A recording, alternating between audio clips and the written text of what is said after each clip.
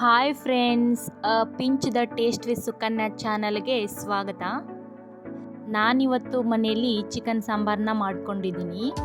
ಇದು ತುಂಬ ಟೇಸ್ಟಿಯಾಗಿದೆ, ಹಾಗೆ ಸ್ಪೈಸಿಯಾಗಿದೆ ಕೂಡ. ಇದು ಟೇಸ್ಟ್ ಹೇಗಿದೆಯಪ್ಪ ಅಂತಂದರೆ ಮಟನ್ ಸಾಂಬಾರು ಇರುತ್ತಲ್ಲ ಅದೇ ಥರ ಇದೆ. ಇದನ್ನು ನೀವು ರೈಸ್ ಜೊತೆಗೆ, ಮುದ್ದೆ ಜೊತೆಗೆ, ರೊಟ್ಟಿ ಜೊತೆಗೆ, ಚಪಾತಿ ಜೊತೆಗೆ ತಿನ್ಬೋದು. ಒಂದ್ಸಲ ಟ್ರೈ ಮಾಡಿ ನೋಡಿ. ಬನ್ನಿ ಮಾಡೋದು ಹೇಗಂತ ಹೇಳ್ತೀನಿ. 1 ಈರುಳ್ಳಿ, 2 ಟೊಮೆಟೊ, 2 ಮೆಣಸಿನಕಾಯಿ, 2 ಬೆಳ್ಳುಳ್ಳಿ, 4ರಿಂದ 5 ಗ್ರಾಮ್ ಅಲ್ಲ, 15 ಗ್ರಾಮ್ ಕೊತ್ತಂಬರಿ ಮತ್ತು 1 ಬೌಲ್ ಕೊಬ್ಬರಿ ತುರಿಯನ್ನು ತೆಗೆದುಕೊಂಡಿದ್ದೀನಿ. ಮೆಣಸಿನಕಾಯದಲ್ಲಿ ಅರ್ಧ ಭಾಗ.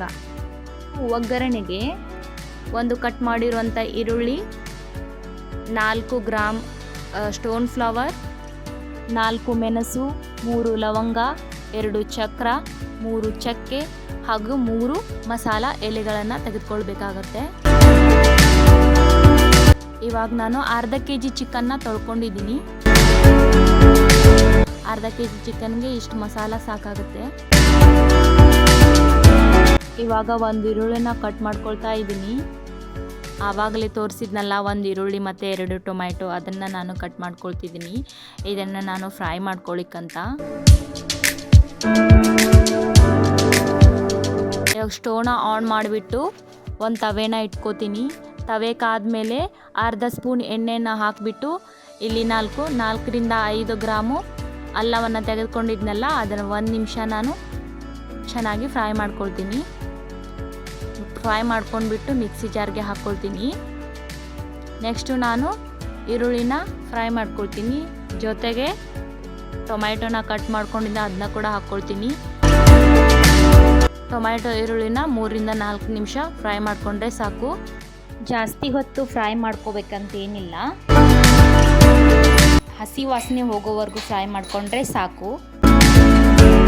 ನೋಡಿ, ಈ ಥರ ಸ್ವಲ್ಪ ಕೆಂಪಾಗೋವರೆಗೂ ಫ್ರೈ ಮಾಡಿಕೊಂಡ್ರೆ ಸಾಕು.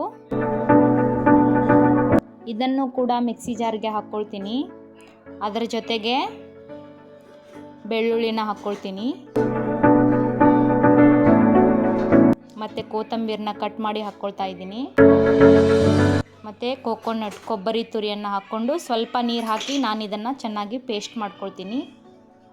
ತುಂಬ ಸಣ್ಣಾಗಿ ನೀವು ಪೇಸ್ಟ್ ಮಾಡ್ಕೊಳ್ಳಿ, ಅಂದರೆ ಸಾಂಬಾರು ಚೆನ್ನಾಗಿ ಬರುತ್ತೆ. ಇವಾಗ ನಾನು ಒಂದು ಪಾತ್ರೆನ ಇಟ್ಬಿಟ್ಟು ಇದಕ್ಕೆ ನಾನು 2 ಸ್ಪೂನ್ ಎಣ್ಣೆಯನ್ನು ಹಾಕ್ಕೊಳ್ತೀನಿ. ಸ್ವಲ್ಪ ಕಾಯೋವರೆಗೂ ಬಿಟ್ಟು ಇದಕ್ಕೆ ಮಸಾಲ ಪದಾರ್ಥಗಳನ್ನೆಲ್ಲ ಹಾಕ್ಕೊಳ್ತೀನಿ. ಆವಾಗಲೇ ತೋರಿಸಿದ್ನಲ್ಲ ಅವೆಲ್ಲ ಪದಾರ್ಥಗಳನ್ನು ಹಾಕ್ಕೊಳ್ಬೇಕಾಗತ್ತೆ.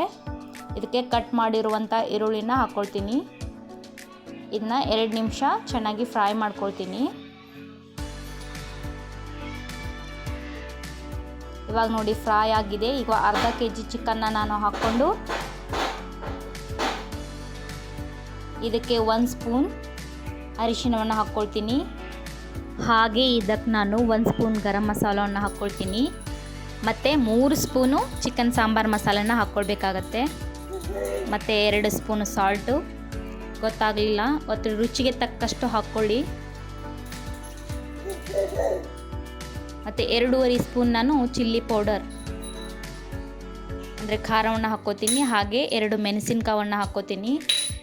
ಖಾರ ಜಾಸ್ತಿ ಹಾಕ್ಕೊಳ್ಳಿಕ್ಕೆ ಹೋಗಬೇಡಿ, ಯಾಕಂದರೆ ಮಸಾಲ ಪದಾರ್ಥ ಅಲ್ಲ ಮತ್ತು ಮೆಣಸಿನ್ಕಾಯೂ ಇರುತ್ತೆ ಮತ್ತು ಒಣ ಖಾರ ಕೂಡ ಇರುತ್ತಲ್ವ, ಸೊ ಜಾಸ್ತಿ ಸ್ಪೈಸಿ ಆಗಿಬಿಡುತ್ತೆ. ಇಷ್ಟೆಲ್ಲ ಮಸಾಲ ಪದಾರ್ಥನ ಹಾಕಿಬಿಟ್ಟು ನಾನು 800 ml ನೀರನ್ನು ಹಾಕ್ಕೊಳ್ತಾ ಇದ್ದೀನಿ. ನಿಮಗೆ ಇನ್ನೊಂದು ಸ್ವಲ್ಪ ದಪ್ಪ ಬೇಕಂದರೆ ಕಡಿಮೆನೂ ನೀರು ಹಾಕ್ಕೋಬೋದು, ಇಲ್ಲ ಇನ್ನೂ ತಿಳಿ ಬೇಕಂದರೆ ಜಾಸ್ತಿ ನೀರು ಹಾಕ್ಕೊಳ್ಬೋದು. ನನಗೆ ಮಾತ್ರ ಇಷ್ಟೇ ಸಾಕು. ಇವಾಗೆಲ್ಲ ಮಿಕ್ಸ್ ಮಾಡಿಬಿಟ್ಟು 20 ನಿಮಿಷ ಚೆನ್ನಾಗಿ ಕುದಿಲಿಕ್ಕೆ ಬಿಡೋಣ.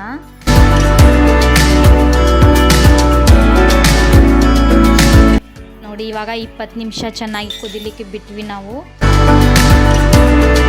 ನೋಡೋಣ ಇವಾಗ ಚಿಕನ್ ಪೀಸ್ಗಳೆಲ್ಲ ಕುದ್ದಿದೆಯೋ ಇಲ್ಲೋ ಅಂತ.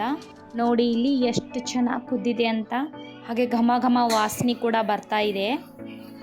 ನನಗಂತೂ ಈಗಲೇ ಊಟ ಮಾಡಬೇಕು ಅಂತ ಅನ್ನಿಸ್ತಾ ಇದೆ. ಇವಾಗ ನಾವು 20 ನಿಮಿಷ ಕುದ್ಮೇಲೆ ನಾವು ಪೇಸ್ಟ್ ಮಾಡಿ ಇಟ್ಕೊಂಡಿದ್ವಲ್ಲ ಕೊಬ್ಬರಿ ತುರಿ, ಅಲ್ಲ ಮತ್ತು ಬೆಳ್ಳುಳ್ಳಿ, ಈರುಳ್ಳಿ ಮತ್ತು ಟೊಮೆಟೊ ಇದನ್ನೆಲ್ಲ ಪೇಸ್ಟ್ ಮಾಡ್ಕೊಂಡಿದ್ವಲ್ವ, ಸೊ ಇದನ್ನು ಕೊನೆಗೆ ಹಾಕ್ಕೊಂಡ್ಬಿಟ್ಟು ಇವಾಗ ನೀವು ಒಂದು 7ರಿಂದ 8 ನಿಮಿಷ ಕುದಿಲಿಕ್ಕೆ ಬಿಡೋಣ. ಯಾಕಂದರೆ ಮೊದಲೇ ಚೆನ್ನಾಗಿ ಕುದ್ದಿರುತ್ತೆ. ಸೊ ಇವಾಗ 7ರಿಂದ 8 ನಿಮಿಷ ಕುದಿಲಿಕ್ಕೆ ಬಿಟ್ಟರೆ ಸಾಕು. ಇವಾಗ 8 ನಿಮಿಷ ಕುದಿಲಿಕ್ಕೆ ಬಿಟ್ಟಿದ್ದೆ, ಇವಾಗೆಲ್ಲ ರೆಡಿ ಆಯಿತು. ನೋಡಿ ಎಷ್ಟು ಚೆನ್ನಾಗಿ ಬೆಂದಿದೆ ಅಂತ. ಇದನ್ನು ನೀವು ರೊಟ್ಟಿ ಜೊತೆಗೆ, ರೈಸ್ ಜೊತೆಗೆ, ಚಪಾತಿ ಜೊತೆಗೆ, ಪೂರಿ ಜೊತೆಗೆ, ಹಾಗೆ ಮುದ್ದೆ ಜೊತೆಗೆ ತಿನ್ಬೋದು. ತುಂಬ ಟೇಸ್ಟಿಯಾಗಿದೆ, ಹಾಗೆ ಸ್ಪೈಸಿ ಕೂಡ ಇದೆ. ನೋಡಿ ಮನೆಯಲ್ಲಿ ಒಂದ್ಸಲ ಮಾಡಿ ಟ್ರೈ ಮಾಡಿ ನೋಡಿ, ತುಂಬ ಟೇಸ್ಟಿಯಾಗಿ ಬರುತ್ತೆ. ನಮ್ಮ ಚಾನಲ್ಗೆ ಸಬ್ಸ್ಕ್ರೈಬ್ ಮಾಡ್ಕೊಳ್ಳಿಲ್ಲ ಅಂದರೆ ಸಬ್ಸ್ಕ್ರೈಬ್ ಮಾಡ್ಕೊಳ್ಳಿ, ಲೈಕ್ ಮಾಡಿ, ಶೇರ್ ಮಾಡಿ ಮತ್ತು ಕಮೆಂಟ್ ಮಾಡಿ. Thank you so much friends.